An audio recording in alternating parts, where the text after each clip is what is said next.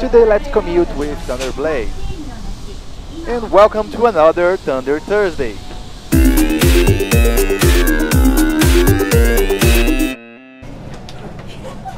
In Japan, you are required to take off your skates to enter the subway or pretty much anywhere. I mean, you can even wear your skates in the streets.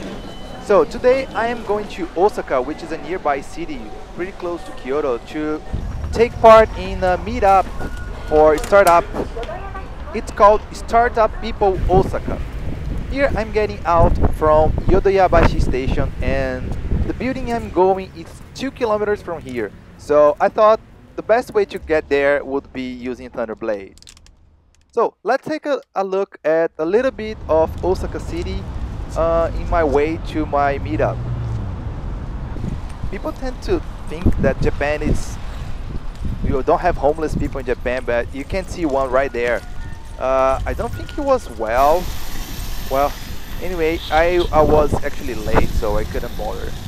So here I am going on the streets because the sidewalks are too crowded here.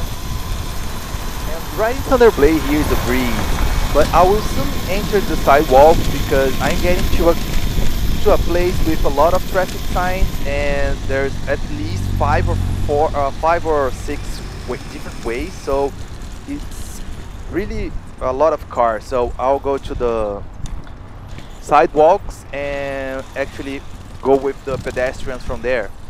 You notice here a bicycle parking lot, which is paid. So you have to pay to park your bicycle. So I'm really glad I can carry my own skate with me without having to worry about paying parking lots.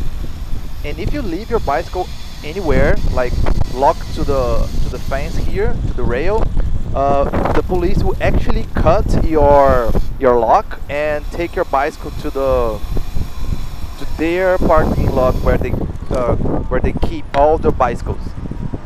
Then you have to go up there and pay a fine to retrieve your bicycle, which actually happened to a friend of mine.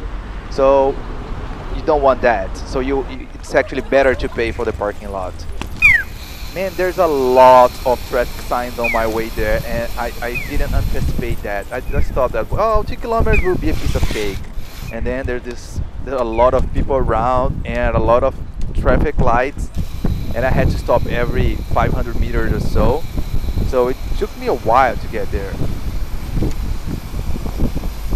I'm really glad I'm using 125mm wheels so I can go over these yellow bricks that are meant to help with people that can't see very well, but they are a pain in the ass to skate around.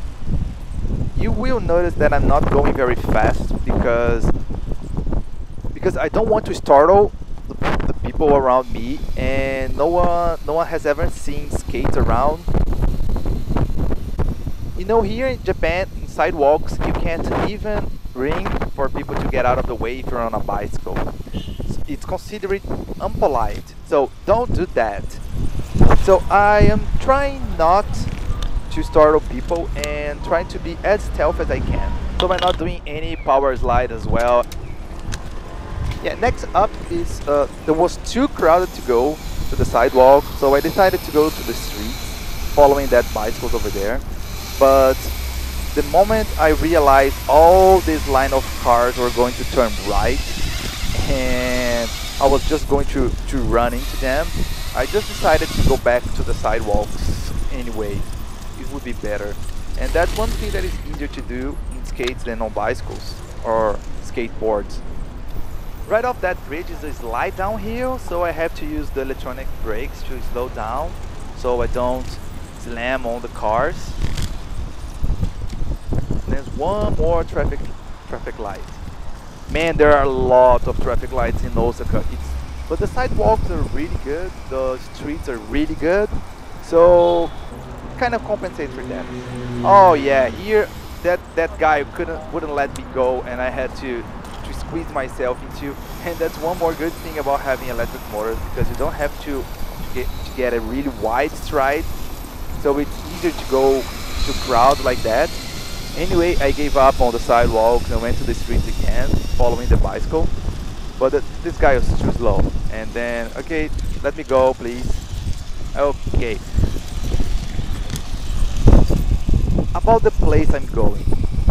I'm going for a meetup with with other entrepreneurs and other startup founders to talk and to network a little bit about the startup life and what do we need, and actually try to find people, because Thunderblade is now trying to build a team so we can build a better product. And being in Japan actually makes it harder to find people to work with you, because everyone here in Japan, as soon as they graduate from college, they get a job and they stay on that job forever. I mean, if you change jobs every 10 years or so, you are considered a job hopper, and then people don't trust you because they think we will not be able to stick to a job. So there's not a lot of competent people around trying to make their own business. Innovation in Japan are carried mostly by the great corporations like Sony, or I don't know, any other like major company. So people that want to innovate, they search for jobs inside companies like Sony. So they don't, they are afraid of not having a job and that regular money that you can have if you go to a regular major company. So I'm going to these events and trying to pitch Thunderblade to as much people as I can, show up and show off the product and the prototype to try to gather attention and finding people to work with me and developing a great product. Although Thunderblade is almost ready for production. On next week's video, I plan to talk a little bit about Thunderblade specs, because a lot of people have been asking me about the prototype, and I don't want to talk a lot about the prototype because I know that the final product will be different, because I don't have the final motors, I don't have the final batteries, and I'm still hunting or gathering or whatever you want to call it. I'm just searching for suppliers right now and somewhere to actually manufacture the skates. Since the concept is done and the prototype gets better and better at every iteration, so every time I build a new prototype, it gets better. Anyway, I just need to find the suppliers and the manufacturer facilities to actually build it. Oh, here's a fun one. I was going there and then the path was blocked, and after I crossed the street there was a sign saying go back and cross over there. So I had to go back and wait for the traffic light again. Anyway, from here I'm almost there. So the meetup was about the life working for a startup. It was really good. I met a lot of people. A lot of people liked Thunderblade. I got one person to try the prototype right in the middle of the room. I will show it to you in a moment. Oh yeah, from here the sidewalk started to becoming a little more less crowded, and then I could build a little bit more speed. And then I had this beautiful lake, or I don't know how to call this. Anyway, this place is beautiful. Take a look.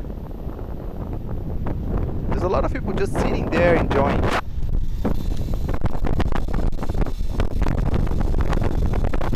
Yeah, here it's a good sidewalk, not a lot of people, so I can actually build some speed. But it's not near as fast as Thunderblade can go. I mean, I would not go 40 kilometers an hour in a sidewalk. Okay, here I'm trying to find the place for the meetup. It took me around 15 minutes going around until I could find Tower C, because there was nowhere to be found. Okay, here's the guy that tried the prototype. Yeah, you can still have wires for the prototype, but it will be a wireless controller. The next version will have the wireless controller again. Even going this low in a crowded room, you can see the smile on his face, how much fun he's having. Here, take a look at him. Yeah, a lot of people wanted to try, but we didn't have more time, so there was just one person that tried. After the meetup was over, I talked to a lot of people interested in Thundrblade, and then I was off going home. On my way back, I actually meet I met some skateboarders which were going like crazy over Thundrblade. They were screaming like, "Oh my God, this is so great, incredible!" But I forgot to actually get it in video. Anyway, this is a commercial place, like the street is an open mall of sorts here in Osaka. So Thundrblade can go up to 40 kilometers an hour, which is roughly 25 miles per hour. Anyway, the problem with Thundrblade is the range. I don't want. We can't put a lot of battery inside Thundrblade because it will make it heavy. So it will have electric assist mode, so you can push yourself if you want to, and the motors will just give you a little help, so you can have a longer range. And we're going to make it swappable batteries. So if you want to carry more batteries, you just carry more batteries.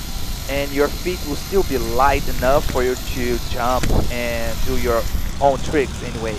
So a light skate, and if you want to carry more batteries in your backpack, that's no problem at all. So wait on the next prototype with the swappable batteries, and we're going to do some range tests. Don't forget to subscribe on our YouTube channel and of course on our mail newsletter. And if you haven't already, please answer our survey in our website, because this will help us a lot in developing a better product for you. Thank you for watching, and if you didn't subscribe yet, please do now. Okay? See ya.